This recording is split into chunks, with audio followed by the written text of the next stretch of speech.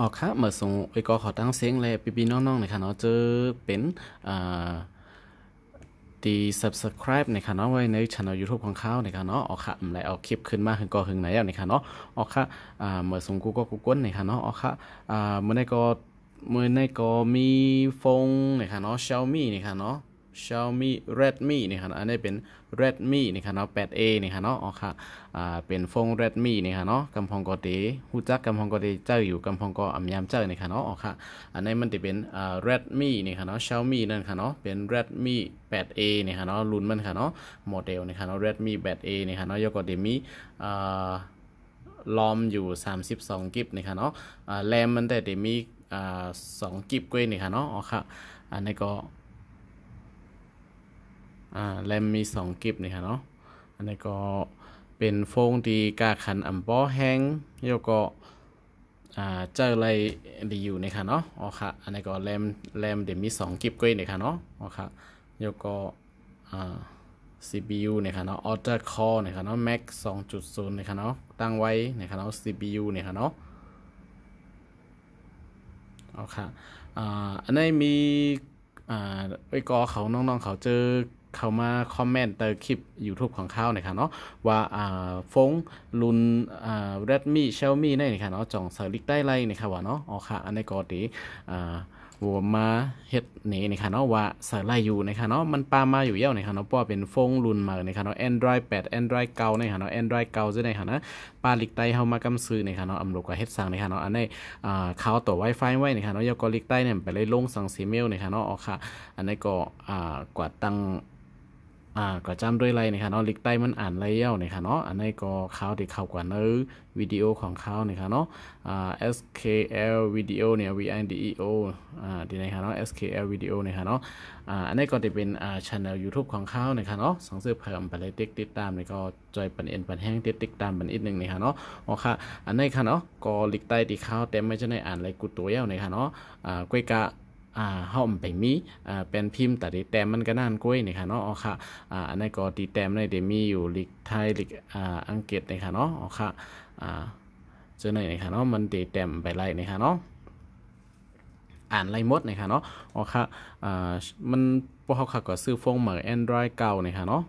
Android เวอร์ชันเก่าเนี่ยมันได้ไล่นี่ค่ะเนาะแล้วก็เข้าคาหลูเลยกว่าจันเอาคีย์บอร์ดมันมาก็เป็นอันเย้าโตนี่ค่ะเนาะอ๋อค่ะว่าฟงรุ่นนั้นนี่ค่ะเนาะ Oppo Vivo นี่ค่ะเนาะก็อันออกมาปี2019 2020ใช่ไหมนี่ค่ะเนาะไลกูอันนี่ค่ะเนาะหลีกไตมันปลาอยู่เย้านี่ค่ะเนาะสังเกตว่าพี่น้องเขาตั้งฟอนต์มันเป็นฟอนต์ลิกมันนะครับแล้วจะเป็นภาษาลิกมันเป็นโซจีไว้ในได้ก็อันนั้นก็อัปเดตอ่านไล่ลิกใต้นี่ครับเนาะมันเดอ่านไล่เป็นลิกมันโซจีเมืองมันกล้วยนี่ครับเนาะจะอยู่ในโคดนะครับโบพี่น้องเขาตั้งฟอนต์ในการเลือกตีดีในค่ะเนาะตีในการตั้งค่าดีในค่ะเนาะมันจะมีที่เขาคัดเลือกภาษานี่ค่ะเนาะ กำขาเขากันที่ไหนนะครับเนาะมันจะมีว่าภาษานะครับภาษารายการป้อนข้อมูลนะครับภาษาที่ไหนนะครับเนาะสังเกตว่าพี่น้องเขาเลือกตีตั้งแต่เนี่ยมันจะมีนะครับเนาะมันจะมีเมียนมานะครับเนาะสังเกตว่าเขากับเมียนมาที่ไหนนะครับเนาะมันจะมีลิกมันขึ้นมาที่ไหนนะครับเนาะเมียนมาที่ไหนเนี่ยมันจะมี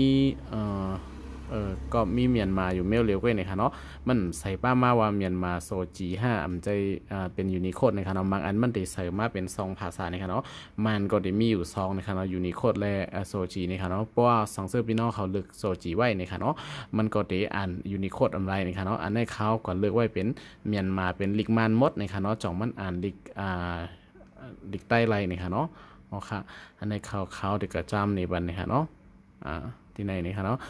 พวกเขาคาเลือกเป็นเมนูลิกมันทั้งหมดในท่านค่ะเนาะคีย์บอร์ดก็ป้ามาลิกมันกำซื้อนี่ค่ะเนาะลิกมันเยอะกว่าลิกอังกฤษนี่ค่ะเนาะลิกไทยหายกว่านี่ค่ะเนาะอ๋อค่ะสังเกตเขาคาเลือกเป็นเมนูไทยเนี่ยมันก็เดี๋ยวมีตีไหนเนี่ยเดี๋ยวมีลิกไทยเห็นลิกอังกฤษป้ามานี่ค่ะเนาะสังเกตเดี๋ยวเจอหลายภาษามักหรือเซ2อันเป็น3 4 5อันก็กว่าตั้งทางกล้ามนะครับเนาะอันนี้เขาเด็กดี SKL วิดีโอในจำเรียกแคมกล้ามนะครับเนาะจ่องมันอ่านไรนะครับเนาะอ๋อค่ะอันนี้ค่ะเนาะเปลี่ยนเป็นเรียกไล่เป็นลิกมันก็ลิกใต้ในอ่านไรอยู่ยาวนะครับเนาะมีลองหยาบในค่ะเนาะย้อนไปว่าเนื้อการตั้งตีในนี่ค่ะเนาะเขาใส่มาเป็นฟอนต์ยูนิโคดเมลเหลียวกล้วยนี่ค่ะเนาะดีในค่ะเนาะเข เขาสามารถเป็นยูนิโคดไว้ในคำสามารถปันเฮเลือกเป็นเมียนมาโซจีนั่นนะคะเนาะอ๋อค่ะอันนี้ก็สังเกตเขาตั้งเป็นภาษาอังกฤษเกาหลีภาษาไทยเกาหลีภาษามานเกาหลีนะคะเนาะมันก็อ่านไรอยู่นะคะเนาะอ๋อค่ะย้อนไปว่าเสริมมาป้าโซจีในมันนะคะเนาะสังเกตว่าพี่น้องเขาอ่านได้ยาวในก็หลูมีอันแต้มนะคะเนาะอันแต้มในมือเลียวจะอันเลยนะคะเนาะก็พองก็เดี๋ยวมีคีย์บอร์ดหลายๆอันอยู่นะคะเนาะเอาเกียกใจว่านะคะเนาะอันในเขาได้ก็เดี๋ยวมีหันเป็น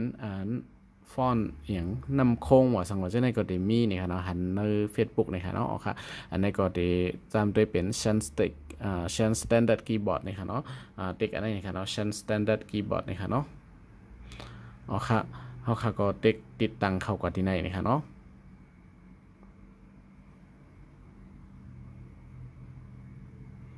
เขาก็ที่ไหนในเด็กอนุญาตนะครับเนาะ allow นะครับเนาะเป็นภาษาอังกฤษนะครับเนาะอันนี้จะเป็นคีย์บอร์ดใต้นะครับเนาะคีย์บอร์ดเปิดขึ้นมานะครับเนาะอ๋อค่ะอันนี้ค่ะเนาะมันจะมีแอปขึ้นมาที่ไหนนะครับเนาะจะเป็น SSK คีย์บอร์ดนะครับเนาะ SSK ที่ไหนนะครับเนาะแค่พังคีย์บอร์ดนี่นะครับเนาะพอมาถึงที่ไหนในเขาก็ติเลยมาเปิดที่ enable คีย์บอร์ดในอันตั้งสุดนะครับเปิดคีย์บอร์ดก่อนนะครับเนาะพอมาถึงที่ไหนในเขา enable คีย์บอร์ดในเขาขาดมาเปิดที่ไหนให้สอมเหมือนเบิร์นนะครับเนาะเราจะกดติ๊กโอเคตรงลงนะตกลงนะครับเนาะที่ไหนครับเนาะติ๊กให้มันสอมเปิดไว้ที่ไหนครับเนาะชั้น standard keyboard ที่ไหนนะครับเนาะโอเคว่าตั้งเปิดอันนี้ยาวนะครับเนาะเขาก็มาเลือกที่ choose keyboard นะครับเนาะ choose keyboard ในเลือก keyboard นะครับเนาะเขาก็เลือกที่ชั้น standard keyboard ในจำด้วยก่อนนะครับแล้วก็เลือกที่ดั้งเหนือสุดๆนะครับเนาะเดี๋ยวมีselect input language นะครับเนาะที่ในนะครับเนาะเขาขัดที่เลยมาปิกแปดออโต้ดั้งเหนือในนะครับเนาะปิกออโต้นะครับเนาะแล้วก็ตั้งเติมในจงเดเหตุการณ์เปิดไลน์นะครับเนาะเขาก็นะครับเนาะเดี๋ยวมีลีกใต้ลีกไทยลีกอังกฤษนะครับเนาะแล้วก็มีลีกมานป้านะครับเนาะอ๋อค่ะส่งเสริมเผยเจอดิกมานป้านี่ก็เจออะไรนี่ค่ะเนาะพวกเป็นมึงมานแต่ก็เหมือนว่าสับว่าเขามึงมานในมันดีแหลกลายไปในข้าวแต้มอยู่ในโคตรกว่าก็มันดีให้เธออ่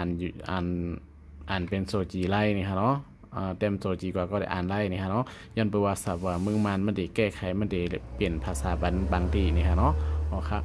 อันนี้เขาคาก็มาเต็มจำด้วยนี่ค่ะเนาะเพราะเขาคาตั้งคีย์บอร์ดยาวซึ่งไหนนี่ค่ะเนาะตั้งดีในก็มันได้เป็นคีย์บอร์ดอันไหนขึ้นมาเนี่ยครับเนาะเขาเต็กดีลูกในเนี่ยครับเนาะอันในไทยเนี่ยครับอังกฤษไทยเนี่ยครับยกก็จะมีไต้เนี่ยครับเนาะอ๋อค่ะอันในใจเนี่ยครับเนาะอ๋อค่ะเต็มดิกไต้ไล่เอาเนี่ยครับเนาะอ๋อค่ะอันนี้ก็เต็มใจเนี่ยครับใช้เชิงหารใจลอมมูลใจหางใจไรหมดเนี่ยครับเนาะยกก็จะมีลิกมันเนี่ยครับเนาะลิกมันเนี่ยก็เหมือนเชิงเขาค่ะเต็มใจ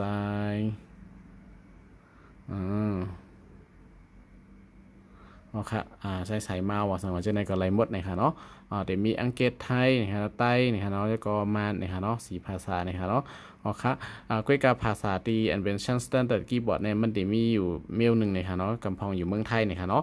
กำพองติดเต็มติดกับปอกอย่างนะครับเนาะตอนดาลิกไทยกำพองเด็กใครเจ้าเสียงเสลาดเอานะครับเนาะมันเต็มกว่าทั้งกล้วยนะครับเนาะอ๋อค่ะสงสัยว่าเผอใครเจ้าเสียงสีเต็มนั่นนะครับเนาะเดี๋ยวเลยขึ้นกับลายเป็นคีย์บอร์ดที่อันติดมาเป็นโกคีย์บอร์ดนะครับเนาะอันติดมาในเครื่องนะครับเนาะคีย์บอร์ดที่ในไทยแต่เดี๋ยวเอามือแต้มได้แต้มไรนะครับเนาะก้อยกาแต่เดี๋ยวลาดเสียงเอานั่นอำไรนะครับเนาะอ๋อค่ะสังเกตพี่น้องเขาใครลายคีย์บอร์ดอันนั้นนี่เขาจำครับเนาะ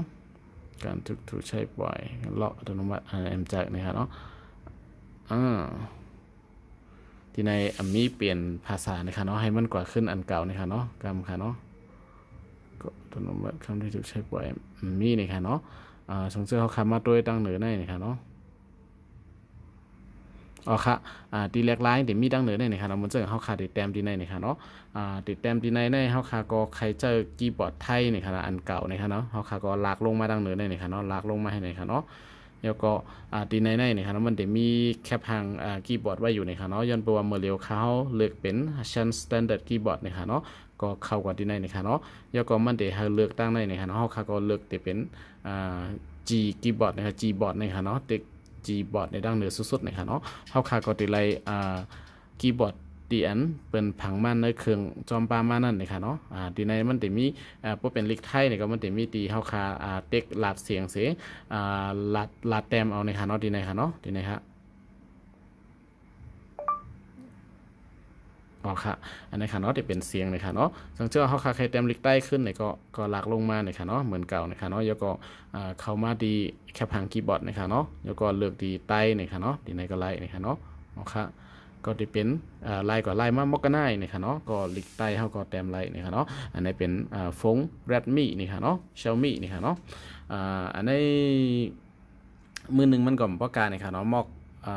3,000ปลาย3 เฮงปลายเนี่ยค่ะเนาะเงินไทยเนี่ยค่ะเนาะโปรมือ2ได้ก็อันในดีล้านขายอยู่2 เฮงปลายกล้วยเนี่ยค่ะเนาะอ๋อค่ะ